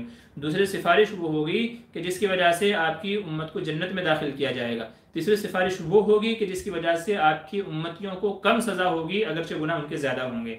तो बहरहाल ये अल्लाह का निज़ाम है, ये अल्लाह का ज़ाब्ता है। तो बाज़ को आपकी सिफारिश पर बिल्कुल गुनाह माफ़ कर दिए जाएंगे, जन्नत में भेज दिया जाएगा, और बाज़ के सज़ा में तखफीफ कर दी जाएगी। लेकिन बहरहाल जो गुनाह है तो अल्लाह का निज़ाम है वो तो, कि भाई जिसने गुनाह किया उसको जहन्नम में, और जिसने अच्छे किए उसको जन्नत में, तो अल्लाह का निज़ाम है। तो ये इस तरीके से क़यामत में फ़ैसले होंगे। उम्मीद आप बात समझ गए होंगे। MS हुसैन, मुफ्ती साहब जुमे में कितनी सुन्नत, जुमे के बाद में सुन्नत है 4 6 दोनों से ही, आपका मामूल क्या है? जी देखिए, जुमे में 4 सुन्नतें पहले हैं, सुन्नत मुअक्कदा हैं, फिर 2 रकात जुमे की हैं, फिर 4 सुन्नत हैं, फिर उसके बाद 2 सुन्नत हैं, फिर उसके बाद 2 नवाफिल हैं। तो टोटल 14 रकतें हैं जुमे के बाद में, अव्वलन 4 फिर 2, ठीक है। तो टोटल 6 सुन्नतें होती हैं, 4 सुन्नत एक सलाम से, 2 सुन्नत एक सलाम से, और फिर उसके बाद 2 नवाफिल होते हैं। तो इस तरह टोटल 14 रकतें हो जाती हैं। यही हमारा मामूल है। फरहान मुबीन, अस्सलाम वालेकुम रहमतुल्लाहि व बरकातहू। अक्सर लोग कहते हैं कि अगर शौहर अपनी हामिला औरत को तलाक दे दे तो तलाक नहीं होती, क्या ये बात सही है? जी बिल्कुल गलत है, ऐसा नहीं है, ऐसा नहीं है। बल्कि कुरान करीम में हामिला औरत की इद्दत बयान की गई, ठीक है। उसकी इद्दत बयान की गई कि व उलातुल अहमाली के हामला औरतों की इद्दत क्या है? अजलहुन्ना अन यज़अन हमलहुन्ना, हामला औरतों की इद्दत यह है कि वो अपना हमल जन दें, बच्चा पैदा हो जाए। तो जैसे ही बच्चा पैदा होगा औरत की इद्दत भी मुकम्मल हो जाएगी। तो हामला औरतों की इद्दत, ये जुमला हमें ये बता रहा है कि हालत हमल में भी औरत को तलाक दी जा सकती है, और अगर दे दी तो वाक़ हो जाएगी। उसी की इद्दत अल्लाह ने यह बयान की कि जब बच्चा पैदा हो गया, भले ही अगले दिन बच्चा पैदा हो जाए या 9 महीने में बच्चा पैदा हो, तो जैसे ही बच्चा पैदा होगा इद्दत मुकम्मल हो जाएगी। तो लोगों में जो मशहूर है वो गलत है, हमल वाली औरत को भी तलाक हो जाती है। MS हुसैन, ऑनलाइन क़िराअत तजवीद कहाँ से सीखें? भाई मुझे पता नहीं है कौन सिखा रहा है। अगर कोई मोतबर इदारा या कोई मोतबर बंदा सिखा रहा है तो आप सीख सकते हैं। मुफ्ती साहब वैक्सीन लगवा ली आपने? जी हाँ, मैंने वैक्सीन लगवा ली है। जिस दिन मैंने वैक्सीन लगवाई तो उस दिन मैंने एक लाइव प्रोग्राम रखा था वैक्सीन के फ़ायदे और उसके नुकसान के ताल्लुक से, तो बेहतर है कि आप वो देख लीजिए इंशाल्लाह। नहीं तो मैं आपको लिंक भेज दूंगा, आप बाद में रब्ता कीजिएगा, तो वो देख लीजिएगा। पहला डोज हमारा हो गया है और दूसरा डोज जो है वो इंशाल्लाह शायद जनवरी में या फरवरी के पहले हफ्ते में है। चूँकि अब 84 डेज़ यानी 84 दिन के बाद आप दूसरा डोज ले सकते हैं, तो 84 डेज़ वो जो है जनवरी में या फरवरी में हो रहे हैं। तो पहला हो गया अल्हम्दुलिल्लाह। बुखार आया था, एक दिन बहुत परेशान किया, एक दिन बुखार ने तबीयत से तोड़ा है। मैंने सब कहीं से छुट्टी ले ली थी, एक दिन ऐसे ही पड़ा रहा। अल्लाह जज़ाए खैर दे अहलिया को, उन्होंने बड़ी खिदमत की इस दौरान में, बल्कि रात भर सोई नहीं वो मेरे बुखार की वजह से। तो बहरहाल एक दिन का बुखार आया था, फिर मैंने दवाई गोली खाई और अल्लाह ने शिफा दी मुझे। ठीक है, तो पहला डोज तो हो चुका है। तौसीफ़ खान, अस्सलाम वालेकुम मुफ्ती साहब, आपका मोबाइल नंबर क्या है? जी वालेकुम अस्सलाम। मोबाइल नंबर आपको मिल जाएगा, ज्वाइन बटन पे क्लिक कीजिए, उसमें जो बम्पर प्लान ऑफर है उसमें आप रब्ता कीजिए, इंशाल्लाह आपको नंबर दे दिया जाएगा। फरहत परवीन, मुफ्ती साहब मुझे कुफ्र के वसवसे बहुत आते हैं, मैंने ऐसे बोला वैसे बोला तो क्या मेरा निकाह टूट गया क्या? जैसे मैंने एक मरतबा हिंदू गोड़ का नाम एक क्या कह रहे हैं मुहावरे के तौर पर ले लिया। देखिए, अगर दिल से आपने नहीं बोला है, ठीक है, ज़ुबान से बस ऐसे ही अदा हो गया या शैतान ने निकलवा दिया, तो आपको परेशान होने की ज़रूरत नहीं है। बहुत ज़्यादा वसवसों का आना ये भी शैतान की तरफ से होता है, जो इंसानी जहन को परेशान करता है। तो मैंने जो आपको वजीफ़ा बताया है, आप उस वजीफ़े का विर्द कीजिए इंशाल्लाह। इस तरह के तमाम वसवसों से अल्लाह आपकी हिफाजत फरमाएगा। बाकी असल तो शौहर के बोलने से निकाह ख़त्म होता है, वो तलाक बोले कुछ और बोले कुछ और बोले तो निकाह ज़्यादा उसकी वजह से निकाह ख़त्म होता है। औरतों की तरफ से इतना बड़ा मसला नहीं होता, इल्ला एक कलिमा कुफ्र कहें जैसे आपने बोला है। लेकिन आपकी जो सिचुएशन है तो बेहतर है कि आप किसी अल्लाह वालों से या कोई अल्लाह वाली बुजुर्ग हस्ती है, औरत है, तो आप उससे अपना इस्लाही ताल्लुक़ कायम कीजिए, अपने दिल का हाल अहवाल उनको बताइए, उम्मीद इंशाल्लाह आपको वहाँ से मदद मिलेगी। बाकी परेशान होने की ज़रूरत नहीं है। किस्मत अली, अस्सलाम वालेकुम मुफ्ती साहब, कोई अपना इंतकाल कर जाए उसका फ़ोटो या वीडियो बनाकर रखना कैसा है? भाई जायज़ नहीं है। जैसे ज़िंदे की फ़ोटो या वीडियो लेना जायज़ नहीं है बग़ैर शरई उज़्र के, तो ऐसे ही मुर्दे की भी जायज़ नहीं है, क्योंकि ज़रूरत ही नहीं है ना, कोई ज़रूरत ही नहीं है उसका फ़ोटो लेकर रखने की। आप बोलेंगे जी याद करेंगे फ़ोटो देख देख करके, तो भाई शैतान ने लोगों को बुत परस्ती पर इसी तरीके से उभारा है। आप क़िससुल अंबिया पढ़िएगा तो आपको उसमें मालूम पड़ेगा कि शैतान ने यही चाल चली थी कि लोगों से बोला कि अपने जानने वालों के मुजस्समे बना लो, उनकी मूर्तियां बना लो, ताकि उनको देख देख के याद करो। फिर एक वक्त आहिस्ता आहिस्ता ऐसा आया कि लोग उन्हीं की पूजा करने लगे। तो आपने भी फ़ोटो निकाले, वीडियो निकाले, देखेंगे, रोएंगे, याद करेंगे, तो ये क्या लगा रखी है भाई? जाने वाला चला गया, अब तो वो आपके सवाब का मोहताज है, मुस्तहिक है, तो आप सदका खैरात करें, उनके लिए कुरान पढ़ें, ईसाले सवाब करें, ये काम करें, ये उनको फ़ायदा देंगे। आप उनके फ़ोटो खींचेंगे, वीडियो खींचेंगे, तो ये तो उनके लिए और गुनाह का ज़रिया बनेगा और गुनाह का सबब बनेगा। तो इसलिए इससे बाज आ जाएं। ये मुआशरे में बड़ा बुरा रिवाज चल पड़ा है कि मरने वाले की वो फ़ोटो वीडियो सोशल मीडिया पे वायरल की जाती है, फुला मर गए, ये देखो ये जनाजा है, ये नहलाया जा रहा है, ये यूँ किया जा रहा है, ये यूँ किया जा रहा है। ये सारी बातें गलत हैं, सब शैतानी हथकंडे हैं, इन सब से हिफाजत होनी चाहिए, इन सब से बचना चाहिए, नहीं तो खींचने वाले गुनहगार होंगे। जाने वाला तो चला गया, अब जो खींच करके वो वीडियो ले करके वायरल कर रहा है वो बंदा गुनहगार होगा। तो ना अपने पास रखना जायज़ है, ना आगे शेयर करना जायज़ है। जाने वाला चला गया, उसके हक में दुआ करें, इसाले सवाब करें।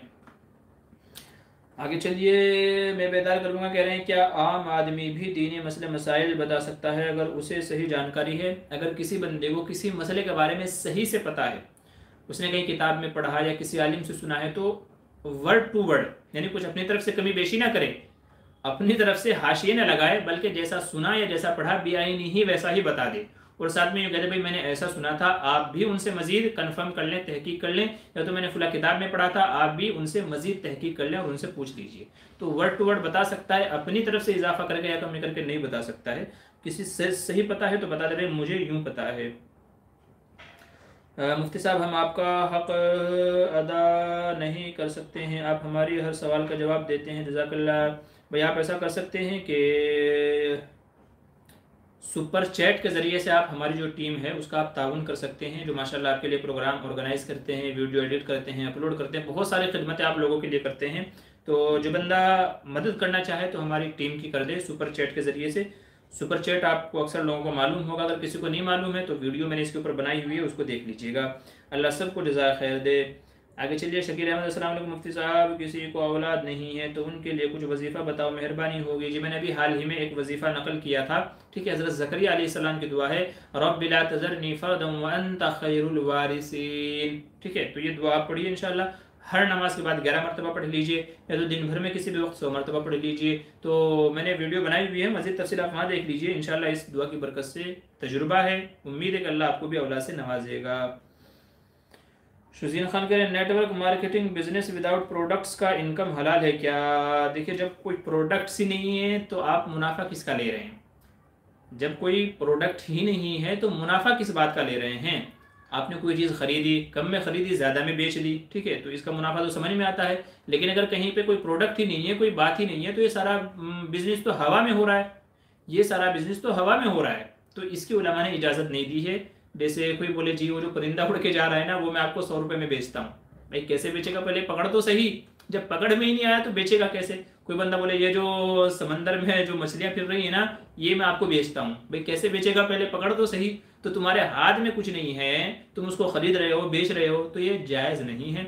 आप खुद खरीदें, अपने उसमें ले उसको, फिर आगे बेचें मुनाफे के साथ में, तो उसकी इजाज़त है, ठीक है। और अगर आपका सवाल कुछ और है तो थोड़ी और उसकी वजाहत कर दीजिए। सुन्ना, अस्सलाम वालेकुम मुफ्ती साहब। जी वालेकुम सलाम। मोहम्मद गुलजार, जज़ाकल्लाह मुफ्ती साहब, जी शुक्रिया। यूनाइटेड फॉर जस्टिस वीडियो कह रहे हैं मुफ्ती साहब, मुफ्ती फजल हमदर्द के चैनल पर आकर लोगों के क्वेश्चन को सॉल्व करो। जी, अगर वो हमको बुलाते हैं वहाँ पर, अगर वो हमको दावत देते हैं अपने चैनल के ऊपर, तो इंशाल्लाह मैं ज़रूर उधर आऊँगा। अच्छा, ये जो भी बहुत सारे हमारे हजरात हैं जो यूट्यूब चैनल है उनके अपने अपने, तो अगर कोई बंदा ये चाहता है कि भाई जैसे हमारे संडे के दिन लाइव सवाल जवाब प्रोग्राम चलता है, तो उनकी कोई ऑडियंस है जो दीन से रिलेटेड है या जो मसले मसाइल पूछ सकते हैं, तो वो हमसे पर्सनल में रब्ता करके, अगर वो चाहता है कि भाई आधा घंटा पौना घंटा मैं उनके चैनल पे आऊँ और उनके लोगों के सवालों के जवाब दूँ, तो इंशाल्लाह मैं उसके लिए तैयार हूँ। बस आप मुझसे पूछ लीजिएगा, मेरा जो वक्त फारिग रहेगा इंशाल्लाह मैं ज़रूर वक्त दूँगा। तो जो भी हजरात चाहते हैं कि मैं उनके चैनल के ऊपर आऊँ तो वो मैं हाजिर हूँ हर खिदमत के लिए। और मसले मसाइल की जहाँ बात आ जाती है तो चूँकि मैं मुफ्ती हूँ, मेरा काम ही लोगों के मसले मसाइल सॉल्व करना है। जब अल्लाह ने मुझे ये एक ओहदा दिया है, ये मनसब दिया है मुझे, तो मेरी कोशिश ये होती है कि मैं लोगों के मसले मसाइल हल करूँ। तो अगर कोई मुझे अपने चैनल पर दावत देता है तो इंशाल्लाह मैं ज़रूर आऊँगा और उनकी जो है दावत को ज़रूर कबूल करूँगा। मुझे खुशी होगी अगर मेरे ज़रिए से किसी के मसले मसाइल हल होते हैं। सुन्ना दुआ की गुजारिश उम्मे लुकमान। अच्छा जी, अल्लाह आपके तमाम मसलों को आसान फरमाए, तमाम आपकी नेक ख्वाहिशात को पूरा फरमाए, तमाम परेशानियों को दूर फरमाए। जी MS हुसैन ने दुआ भी लिख दी है, रब्बी अऊज़ु बिका। रब्बी में आपने या नहीं लिखनी है, ठीक है, तो सिर्फ रब्बी, बाकी नीचे ज़ेर आएगा या नहीं आएगी। रब्बी अऊज़ु बिका मिन हमज़ाति शयातीन व अऊज़ु बिका रब्बी अन यहज़ुरून। जी बिल्कुल दुआ सही है, दूसरा रब्बी आपने सही लिखा है। नात चैनल करें मुफ्ती साहब, अपना कितना या ईयर में हाफिज़ किया है? जी मुझे 2.5 साल लगे थे हिफ्ज़ करने में। मैंने 2.5 साल अल्हम्दुलिल्लाह, हाफज़ा अच्छा था, जहन अच्छा था, तो 2.5 साल में मैंने पूरा कुरान करीम हिफ्ज़ कर लिया था। फिर 1.5 साल मैंने कुरान करीम को याद किया है, सिर्फ याद किया है, रिवीजन किया है, रिवाइज़ किया है। और उसी 1.5 साल के रिवीजन करने की वजह से अल्हम्दुलिल्लाह अभी कुरान बहुत अच्छे से याद है। कभी कभी ऐसा हो जाता है कि कुरान का जो मामूल है पढ़ने का वो नहीं हो पाता है, लेकिन अल्हम्दुलिल्लाह तरावी में अच्छे से अपना सुनाना हो जाता है। तो उसी की बरकत है और उसी की मेहनत की वजह से है। आगे चलिए, मोहम्मद कबीरुद्दीन, अस्सलाम वालेकुम रहमतुल्लाहि व बरकातुहू। मुफ्ती साहब खैरियत से होंगे? जी अल्लाह का एहसान है। दौरान नमाज क्या मुक्तदी किसी आरिज़ की वजह से नमाज को तोड़ना जायज़ है या नहीं? मोहम्मद कबीरुद्दीन नेपाल से। जी हाँ, अगर कोई ऐसा उज़्र आ जाता है जिसकी वजह से नमाज तोड़नी पड़े तो नमाज तोड़ने की इजाज़त है। जैसे सांप को मारने की, या इस तरह कोई और मूज़ी जानवर है उसको मारने की, या कोई बच्चा गिर गया है, कोई आदमी बेहोश होकर गिर गया है, या चोर चोरी करके भाग के जा रहा है, आपका सामान लेके जा रहा है, तो इस तरह का कोई उज़्र हो या आपका कोई और उज़्र हो तो उज़्र की बुनियाद पर उलमा ने नमाज को तोड़ने की इजाज़त दी है। और उम्मीद है कि इंशाअल्लाह आप गुनहगार नहीं होंगे। MS हुसैन, रब्बी तवफ़नी मुस्लिमों वलखनी बिस्सालिहीन। जी जी बिल्कुल। अच्छा मुझे, अरे भाई बहुत सवालात हैं और वक्त हमारा काफ़ी हो चला है, तो मैं 10 मिनट हमारा प्रोग्राम रहेगा ये, तो इसलिए आप हजरात से गुजारिश है बराए करम कि मज़ीद सवालात ना करें, क्योंकि मैंने आपको बताया था कि हम भाइयों का सबका मिलना होता है, संडे के दिन में खाने का प्रोग्राम होता है, तो वो लोग मेरा इंतज़ार करते रहते हैं। ठीक है, तो 10:30 हो गए हैं, नहीं तो फिर आप मुझे डांटी खिलवाएंगे उन लोगों से। तो इसलिए आपसे गुजारिश है कि 10 मिनट हमारा प्रोग्राम चलेगा, उससे ज़्यादा आप लोग सवाल ना करें। बहुत सारे लोगों के सवाल आए हुए हैं, मैं इनको हल कर देता हूँ, जल्दी जल्दी इनके जवाब दे देता हूँ। बाकी हजरात के जो सवाल है इंशाल्लाह वो अगले हफ्ते या तो जुमेरात पे जो हमारा प्रोग्राम होता है मैं उसमें उनको सॉल्व कर दूँगा इंशाल्लाह। ठीक है, तो मज़ीद हजरात सवालात ना करें, काफ़ी लोगों के सवालात आए हुए हैं। अच्छा क्या करें? रब्बी ज़ेर के साथ एंड रब्बी आजिज़ ज़ेर के साथ है ना चैनल करें, मतलब हम गुनहगार उलमा दीन का हक़ अदा नहीं कर सकते, हमको आपका जी शुक्र जज़ाकल्ला। फैसल कुरैशी, अस्सलाम वालेकुम। वालेकुम अस्सलाम। नियाज़ मोहम्मद करें, हज़रत एक हदीस में है कि एक आदमी अपनी ज़ुबान से जुमला निकाल देता है कि क़यामत तक अल्लाह ताला उसे नाराज़ होने का फ़ैसला कर लेते हैं, तो हदीस की तशरीह क्या है? जब एक आदमी से, जी भाई इंशाल्लाह ये जो आपने हदीस नकल की है मैं इसके ऊपर मुफस्सल एक वीडियो बनाऊंगा। फिलहाल तो मेरे जहन में नहीं है, आपने चूँकि आपने हदीस के अल्फाज नहीं लिखे हैं, उर्दू वाली हदीस लिखी है, तो मैं इसके अरबी अल्फाज तलाश करूंगा। चूँकि अरबी का कोई जुमला उसका माना कभी कुछ और होता है, कभी कुछ और होता है, तो कभी कभी ये होता है कि हम उसके कुछ और माना समझ रहे होते हैं जबकि उसका मतलब कुछ और भी हो रहा होता है। तो इंशाल्लाह मैं अरबी की ये हदीस निकाल करके और इसकी पूरी तशरीह दे करके इंशाल्लाह तफसीलन इसके ऊपर एक वीडियो बनाऊंगा अलग से, वो अपलोड करूंगा, तो आप देख लीजिएगा। कारी अशफाक अल हुसैन कह रहे हैं, अस्सलाम वालेकुम हज़रत, कुछ ऐसी किताबें बताएं जिनसे हम कुछ बयान कर सकें ज़रूरत के मुताबिक। जी 12 महीनों की 12 तकरीरें भी आती हैं, 12 महीनों की 12 तकरीरें, आप उसको देख लीजिए। और ऐसे ही अल्लाह आपको नेकी देवे, दिल पजीर तकरीरें भी हैं, आप उसको देख लीजिए। और कई सारी किताबें आती हैं तकरीरों के ताल्लुक़ से, आप उनका थोड़ा मुताला कीजिएगा। उम्मीद है इंशाल्लाह आपको जो है महारत हासिल हो जाएगी इस सिलसिले में। ना चैनल सब दोस्तों से गुजारिश है, मुफ्ती साहब को कम से कम 50 रुपये दे दें, मुफ्ती साहब की हेल्प कीजिए, हम पर हक़ है, मैं भी अभी इंशाल्लाह। जी अल्लाह आपको जज़ाए खैर दे। आगे चलिए, मैं बेदार करूँगा अगर किसी मुस्लिम ने किसी गैर मुस्लिम का माल लेकर वापस नहीं दिया और गैर मुस्लिम के मांगने पर देता नहीं है, तो क्या उसे आखिरत में देने होंगे? आखिरत में गैर मुस्लिम को उससे क्या फ़ायदा होगा? देखिए आखिरत में तो ज़ाहिर है कि गैर मुस्लिम तो वहाँ जाएगा, उसके दो मतलब हो सकते हैं, या तो ये है कि उसकी वजह से उसके अजाब में तखफीफ कर दी जाए, गैर मुस्लिम को अजाब हल्का कर दिया जाए, या तो अगर नहीं देता है तो अल्लाह उसके बदले में गैर मुस्लिम को कोई और फ़ायदा पहुंचा दे, कोई और फ़ायदा पहुंचा दे। ये दो चीज़ें हो सकती हैं। बाकी दुनिया में नहीं दिया तो भी गुनाह है, और आखिरत में नहीं मतलब आखिरत में तो फिर उसका हिसाब होना ही होना है, और आखिरत में इस बंदे की सज़ा ज़्यादा कर दी जाएगी कि उसने किसी का हक मारा था। ठीक है जी, आगे चलिए। कबीरुद्दीन नेपाल से, मुफ्ती साहब अगर कोई शख्स मन्नत मानी कि अगर मेरा फला काम हो जाएगा तो इतना रकम सदका करूंगा और काम हो गया तो क्या सदका की रकम किसी गरीब की शादी में इस्तेमाल किया जा सकता है? जी हाँ, मन्नत का पूरा करना लाजिम है। जब आपने मन्नत मानी थी, आपका काम हो गया, तो वो रकम गरीबों को दे देना है आपको। अगर किसी की शादी है, वो गरीब है, मुस्तहिक है, तो उसको भी दिया जा सकता है, कोई हर्ज की बात नहीं है। नाज चैनल का करें, हम लोग उलमा की कदर करनी चाहिए, हमारा हक है, उलमा की खिदमत करें, पैसा भेजिए। जी जी, शुक्रिया रज़ाकल्लाह भाई। साहिब आलम सईद क्या करें, हमारे यहाँ शादी के मौके पर बच्चे की विलादत पर गोला दागते हैं, क्या सही है? जी नहीं, ये सब खुराफात हैं। शादी के मौके पर बहुत सारे पटाखे फोड़ते हैं, गोलाबारी इस तरह की जो चीज़ें आपने बताई है वो, तो शादी के मौके पर हो या बच्चे की पैदाइश के मौके पर हो, दोनों ही सूरतों में गलत है। नंबर एक तो वजह इसकी ये है कि ये पटाखे फोड़ने में, गोलाबारी लाने में, इसमें पैसा खर्चा होता है जो कि फजूल खर्ची है, तो ये इसराफ फजूल खर्ची के अंदर आएगा। नंबर दो, उसकी आवाज़ सुन करके जो हार्ट के पेशेंट हैं उनको तकलीफ होती है। मैंने ये कुछ चीज़ें देखी हैं अपनी आंखों से। तो लोग पटाखे फोड़ते हैं, रात में फोड़ते हैं, दिन में फोड़ते हैं। बहुत सारे लोग बेचारे ऐसे होते हैं जो अचानक सो रहे होते हैं, हड़बड़ा के उठ जाते हैं। बहुत सारे लोग जो दिल के मरीज हैं, कभी कभी उनको हार्ट अटैक आ जाता है, आपकी खुशी की वजह से कोई गम में तब्दील हो जाता है। आपके यहाँ खुशी है लेकिन किसी के घर में सफ़े मातम बिछ जाती है, तो लोग जो हार्ट के पेशेंट हैं उनको तकलीफ हो जाती है, बच्चे रोने लग जाते हैं इसकी वजह से। तीसरा इसका नुकसान ये है कि हवा में पोल्यूशन फैलता है, गंदगी फैलने लगती है, क्योंकि उसका जो मादा है वो निकलता है, उसमें से जो भी उसके अंदर जो भी मटेरियल होता है वो जब निकलता है तो हवा में गर्द गुबार, फिजा गर्द आलूद हो जाती है। और कभी कभी ऐसा होता है, चौथा नुकसान ये है कि वो चिंगारी जो आपने पटाखा फोड़ा है वो किसी के घर में गिर गई, किसी के कपड़े पे गिर गई, किसी और ऐसी चीज पे गिर गई जिसने आग पकड़ ली, तो पूरा घर जल जाएगा। तो आपकी तो खुशी हो गई लेकिन किसी के यहाँ मातम हो जाएगा। तो ये चार बड़े बड़े नुकसान आते हैं शादी ब्याह के मौके पर पटाखे फोड़ने का और ऐसे ही गोलाबारी करने का। अल्लाह से दुआ है कि अल्लाह हम सबको ये बातें समझने की तौफीक दे। जो ये खुराफात हमारे अंदर फैली हुई हैं, अल्लाह इन सबसे हमारी हिफाजत फरमाए। क्या वो 6 सुन्नत जुमे के फ़र्ज़ के बाद वाली सभी सुन्नत मुक्कदा हैं? जी 6 की 6 सुन्नत मुक्कदा हैं, 4 भी सुन्नत मुक्कदा हैं, 2 भी सुन्नत मुक्कदा हैं। जब एक आदमी से अल्लाह ताला ने क़यामत तक नाराज़ होने का फैसला कर लिया है, फिर नेक अमल करने है, क्या फ़ायदा? ऐसा नहीं है। वो नाराज़, अगर अल्लाह नाराज़ भी हैं, लेकिन ये नाराज़गी अगर है भी तो क़यामत में तो आमाल के जो है एतबार से फैसला होगा ना, अच्छे अमल किए होंगे, क्योंकि मालिक यौमिद्दीन कहा गया। अगर नेकियां ज़्यादा होंगी तो नेकियों के एतबार से फैसला होगा, बुराइयां ज़्यादा होंगी तो बुराइयों के एतबार से फैसला होगा। तो इसलिए यूँ कहना अल्लाह नाराज़ है, भाई नाराज़ तो माँ बाप भी होते हैं, लेकिन क्या घर से निकाल देते हैं उसको? क्या खाना नहीं देते उसको? क्या देखभाल नहीं करते उसकी? ठीक है, क्या उसका अपना राशन कार्ड में से निकाल देते हैं ना? ऐसा नहीं होता ना। नाराज़ होते हैं, नाराज़ भी इसीलिए होते हैं कि बंदा सुधर जाए। तो अगर कोई बजाय सुधरने के उल्टा बिगड़ जाए तो ये तो उसकी बेवकूफ़ी होगी, उसकी कमअक्ली होगी। समझ गए ना? आगे चलिए। नाज चैनल, हज़रत अल्लाह आपको किसी का मोहताज ना बनाए। जी शुक्रिया, जज़ाकल्लाह। अल्लाह आपके घर वालों की हिफाजत फरमाए, आमीन सुम्मा आमीन। अल्लाह आपके औलाद को सालो क्या नेक बनाए। जी शुक्रिया, जज़ाकल्लाह। रब्बी ला तज़रनी फ़र्दन व अंता खैरुल वारिसिन। जी शुक्रिया। नाज मुफ्ती साहब शुक्रिया सवालों का जवाब देने के लिए। अच्छा जी, ठीक है जी। एमडी शमशेर अस्सलाम वालेकुम। जी वालेकुम सलाम।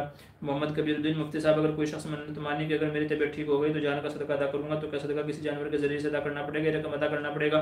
दोनों तरीके से अदा किया जा सकता है। आपने मन्नत मानी थी तो आप रकम भी दे सकते हैं, और बकरा दे दिया, भैंस दे दी, या कुछ और दे दिया, तो उस तरीके से भी अदा किया जा सकता है, कोई हर्ज की बात नहीं है।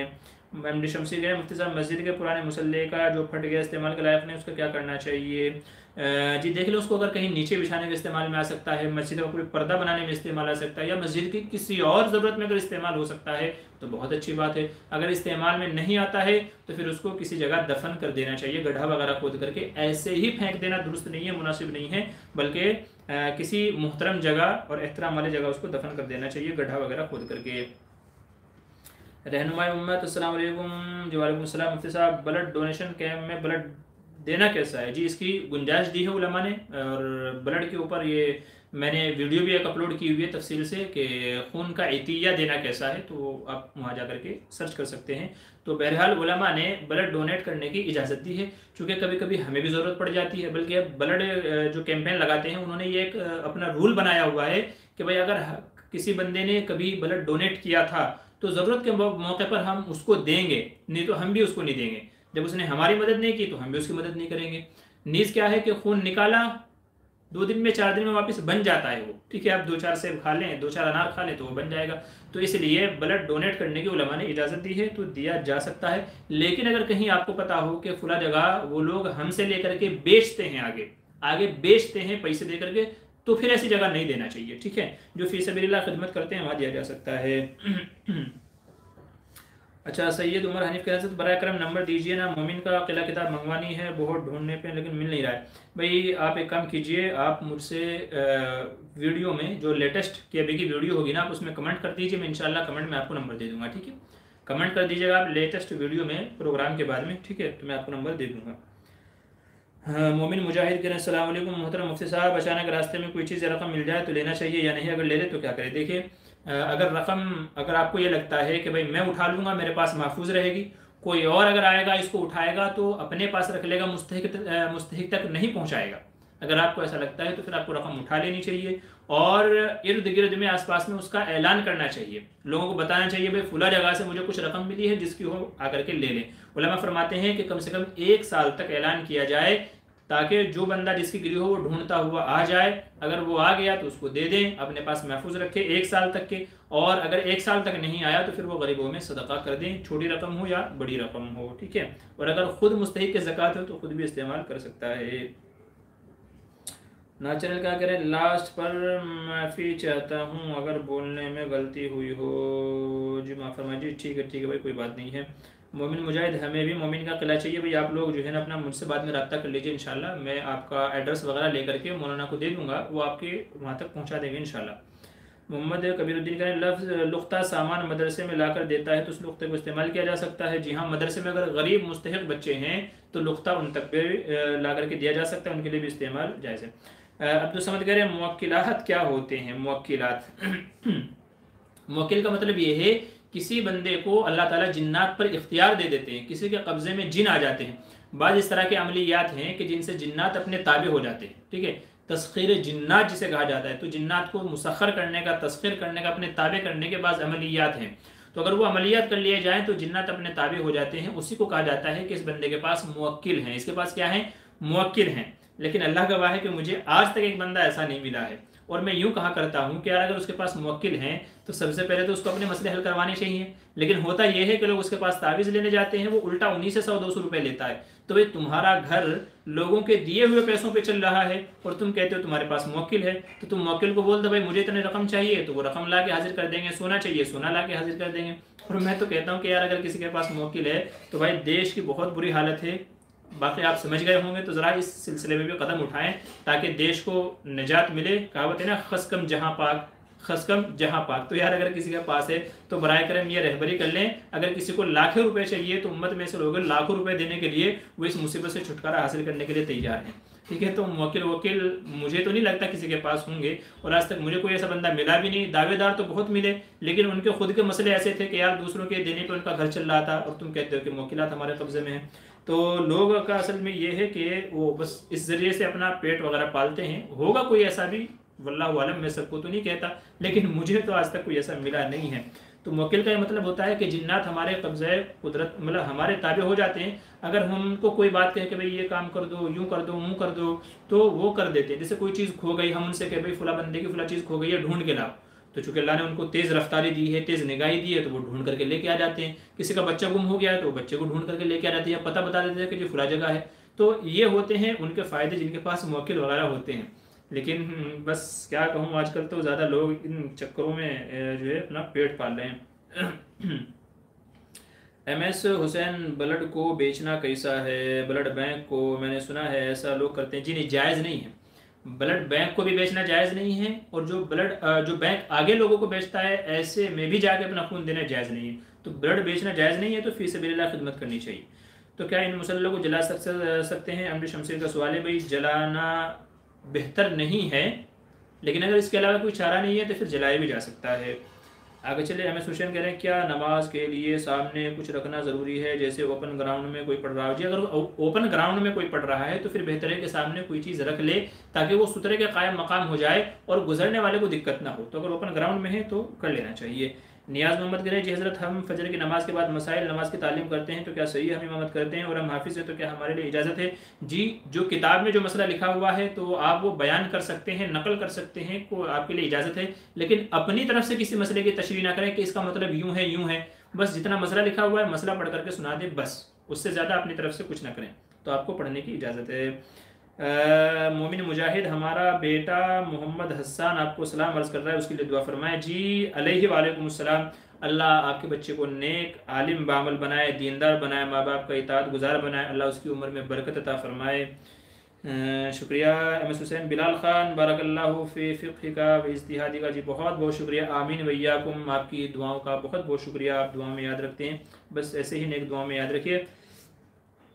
अब्दुल रहमान, अस्सलाम वालेकुम। औरतों का जॉब करना कैसा है, क्या उनके एयरिंग्स को घर के काम लगाया जा सकता है? लड़कियों का जॉब करने की किस सिचुएशन में जायज़ है? जी अभी हाल ही में तकरीबन 2 से 3 वीडियो मेरी अपलोड हैं इस सिलसिले में कि लड़कियों का जॉब करना कैसा है, तो बराए करम आप वहाँ देख लीजिएगा, वहाँ आपको इंशाल्लाह सारी तफसील मिल जाएगी और शराइत भी मिल जाएंगी कि किस शक्ल में इजाज़त है। अभी हाल ही में 2 दिन पहले भी मैंने एक वीडियो अपलोड की थी, आप चैनल में जाइए, आपको इंशाल्लाह नई अपडेट्स में आपको मिल जाएगी। एम एस हुसैन मुफ्ती साहब, दुआ कर दें मेरे लिए, अल्लाह आपकी तमाम परेशानियों को दूर फरमाए, अल्लाह आपकी नेक ख्वाहिशात को पूरा फरमाए, अल्लाह आपको हलाल रोज़ी अता फरमाए, रूहानी जिस्मानी तमाम बीमारियों से आपकी हिफाजत फरमाए, हर किस्म के शुरूर फितन से अल्लाह आपकी हिफाजत फरमाए। हमारे जो भी नाजरीन जो भी इस वक्त हमें देख रहे हैं या बाद में देखेंगे, अल्लाह सब की हिफाजत फरमाए, हर किस्म के शुरूर फितन से, आफात बलिया से, मुसीबतों से, दुख दर्द से, हर किस्म के मुसीबतों से अल्लाह सब की हिफाजत फरमाए और सबकी नेक ख्वाहिशात को पूरा फरमाए। मैं बेदार करूँगा, कह रहे हैं क्या आप सल्लल्लाहु अलैहि वसल्लम का साया परछाई नहीं थी? भाई ऐसा तो नहीं है, ये अगरचे मुख्तलिफ ही मसला है, बाज़ लोग कहते हैं कि जी थी, बाज़ कहते हैं कि नहीं थी। सही बात राजे कौल जो जमहूर उम्मत के नज़दीक है, अक्सर उलमा जिसके ऊपर मुत्तफ़िक़ हैं, वो ये है कि हुज़ूर सल्लल्लाहु अलैहि वसल्लम का साया था, और आपका साया होना ये कोई ऐब की बात नहीं है। लोग इसको ऐब शुमार करते हैं, तो ये भाई ये ऐब की बात नहीं है, बल्कि ये तो कमाल इंसान होने की दलील है। तो आपका साया था। बाज़ रिवायतें ऐसी हैं, फ़िलहाल मेरे जहन में नहीं है, लेकिन इंशाल्लाह अगर कोई मांगेगा तो मैं बाद में रिवायतों से, हदीस से साबित कर दूंगा। रिवायतें हैं जिनसे पता चलता है कि हुजूर सल्लल्लाहु अलैहि वसल्लम एक मौके पर घर में तशरीफ़ लाए तो आपका साया पड़ रहा था, तो साया था। बाद लोग कहते हैं जी गुंबद खिजरा का भी साया नहीं है, तो वो भी झूठ है। लोगों ने हमको फ़ोटो भेजे हैं वहाँ से जिनमें साया उसका बराबर दिख रहा है। तो किसी शायर ने भी अपने नातों के अंदर इस्तेमाल किया है कि साया नहीं है आज भी गुंबद खिजरा का, इस तरह के अल्फाज हैं। तो भाई गुंबद खिजरा का भी साया है, आप वहाँ जाकर के खुद देख सकते हैं दोपहर में, ठीक है, जब सूरज ढलेगा तब। और हुजूर का भी साया था, अहादीस इसके ऊपर दलीलें मिलती हैं, और ये कोई ऐब की बात नहीं है, ठीक है, नुक्स की बात नहीं है ये। रहनुमाई उम्मत, म्यूचुअल फंड में पैसा लगाना कैसे? देखिए म्यूचुअल फंड में आप जिस उसमें देखिए, म्यूचुअल फंड के अंदर बहुत सारी कैटेगरी हैं, बहुत सारी हैं।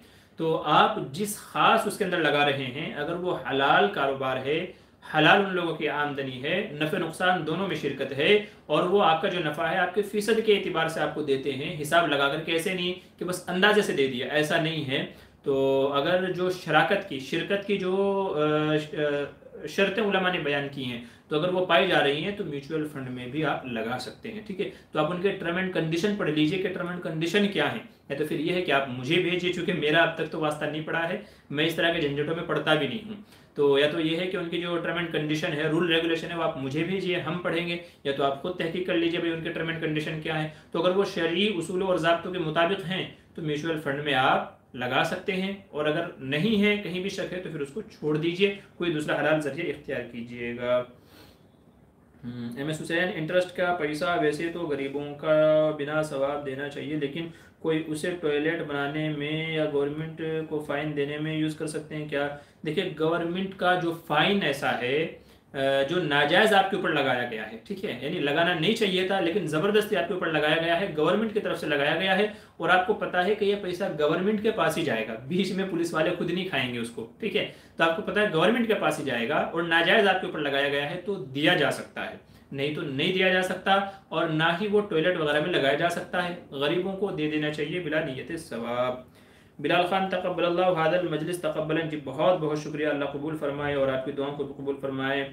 जी चलिए, हमारा प्रोग्राम हो गया है। मैंने अक्सर हजरात के सवालों के जवाब दे दिए हैं। अगर किसी भाई के सवाल का जवाब नहीं दे पाया हूँ तो माजरत चाहता हूँ। वो या तो लेटेस्ट वीडियो जो हमारी अपलोड होती है उसके कमेंट में कर दीजिए, चूँकि वो कमेंट जल्दी आ जाता है, उसका रिप्लाई देने में आसानी होती है। तो इंशाल्लाह फिर अगले हफ्ते जुमेरात के दिन जो हमारा प्रोग्राम होता है, मैं फिर से अर्ज़ कर दूँ, हमारा यूट्यूब चैनल है मुफ्ती बदर मोटिवेशनल स्पीकर, जिसमें हमारी शॉर्ट्स वीडियो अक़वाल ज़र्री अपलोड की जाती हैं। और जुमेरात के दिन लाइव सवाल जवाब प्रोग्राम होता है। डिस्क्रिप्शन में लिंक है, आपसे गुजारिश है कि उसको सब्सक्राइब कर लीजिए। ठीक है, तो मैं इंशाल्लाह फिर जुमेरात के प्रोग्राम में जवाब दे दूंगा, या तो फिर अगले इतवार का जो प्रोग्राम होगा उसमें आपको जवाब दे दूंगा। ये आखिरी सवाल है। क्या कह रहे हैं, मेरा भाई स्कूल चलाता है और बहुत बच्चे ऐसे हैं जो पहले आते थे अब नहीं आते हैं, तो इन बच्चों का आधार कार्ड लेकर ऑनलाइन करते जिससे सरकार पैसा देती, तो क्या रुपये जायज़ है? जी नहीं, जायज़ नहीं है। सरकार पैसा देती है बच्चों के लिए, तो जब बच्चे नहीं आ रहे हैं अगर आप उनके नाम से लेते हैं तो फिर ये फ्रॉड हो जाएगा, ये धोखा हो जाएगा। और धोखा देने से हदीस में मना किया गया है, बल्कि मुनाफिक की अलामत बयान की गई है कि मुनाफिक बंदा धोखा देता है। तो ये धोखे की शक्ल है। जो आते हैं, जितने आते हैं आप उनके नाम से ले सकते हैं, लेकिन जो नहीं आता उसका भी अगर लेंगे तो ये धोखा हो जाएगा, जो कि जायज़ नहीं है। MS हुसैन कह रहे हैं जैसे इलेक्ट्रिक बिल का फ़ाइन, क्या कह रहे हैं, होल्डिंग टेस्ट का फ़ाइन वगैरह, जी नहीं, इनमें आप नहीं दे सकते, क्योंकि बिजली का फ़ाइन आपकी गलती की वजह से आपके ऊपर लगा है। ऐसे ही टैक्स वगैरह आपने नहीं भरा है तो ये आपकी गलती की वजह से आपके ऊपर लगा है, ये जबरन नहीं है। आपको वक्त पे भरना चाहिए था, आपने नहीं भरा है, उसकी वजह से आपके ऊपर फ़ाइन लगा है, तो इनमें आप नहीं दे सकते हैं। ठीक है, चूँकि गलती आपकी है, जहाँ गलती आपकी नहीं होगी फिर वहाँ दिया जा सकता है। तो चलिए, 1 घंटा 10 मिनट के हमारे ये प्रोग्राम हो गया है। जी मुफ्ती, क्या ये हारून भाई हैं? वालिद साहब भी ठीक हैं जी, अल्लाह आपके वालिद साहब की तबीयत को अच्छा रखे, जज़ाक अता फरमाए। बस चलिए, मुझे इजाज़त दीजिए, इंशाल्लाह फिर मुलाकात होगी अगले हफ्ते इतवार के दिन या फिर जुमेरात के दिन। तब तक के लिए खुदा हाफिज़, अस्सलाम वालेकुम। सब एक दूसरे के हक़ में दुआ खैर करते रहें। अल्लाह सबको खुश रखे, आबाद रखे और ऐसे ही हंसता खेलता रखे, और शरीयत के मुताबिक हमारी ज़िंदगियों को गुजारने की, सुन्नतों के मुताबिक चलने की तौफ़ीक़ नसीब फरमाए। चलिए, बस सबसे किसी ने कहा था नसीहत कर दीजिए, तो भाई नसीहत बस यही है कि अपनी ज़िंदगियों को सुन्नत के मुताबिक चलें और अपने अखलाक के अंदर बुलंदी पैदा करें, मिलनसारी खुश मिजाजी, और अपने अंदर अखलाक ऐसा पैदा करें कि गैर देख करके आपसे करीब होने की कोशिश करें और इस्लाम को सीखने की कोशिश करें। अपने अंदर ऐसे अखलाक पैदा कीजिए, इंशाल्लाह इस्लाम भी फैलेगा, मुसलमान भी फैलेंगे, लोगों में फैली गलत फहमियाँ भी ख़त्म होगी इंशाल्लाह।